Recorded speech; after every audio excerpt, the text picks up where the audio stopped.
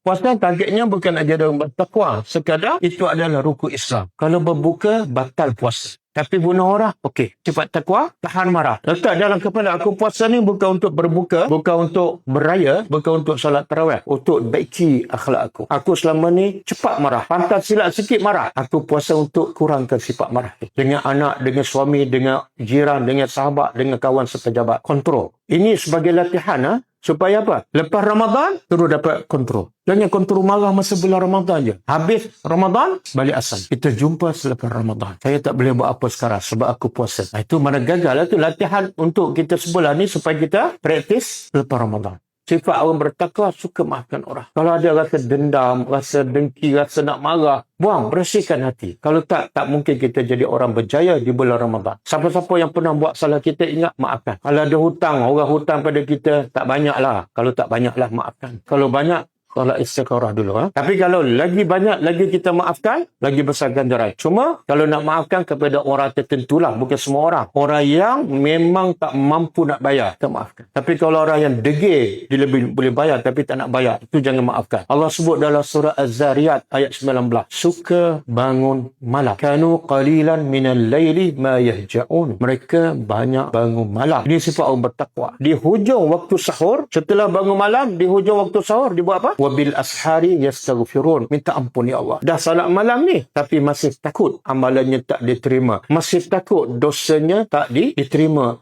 taubatnya. Maka dia perbanyakkan istighfar. Setelah solat malam, dekat-dekat subuh, dia banyakkan istighfar. Tama-tama bulan Ramadan, banyakkan baca doa apa? Allahumma innaka afuwun tuhibbul afwa. Banyakkan doa tu. Nabi ajar pada siapa tu? Aisyah. Aisyah dengan kita mana lebih banyak dosa? Kalau orang macam Aisyah pun Nabi suruh baca, orang macam kita, lagilah kena baca. Jadi bila kita puasa, nak jadi orang yang berjaya, faizin di bulan Ramadan. Target, aku nak jadi orang bertakwa. Apa? Ada sifat ni, insya Allah puasa kita, puasa yang makbul diterima, sebab ada hasilnya, iaitu sifat takwa.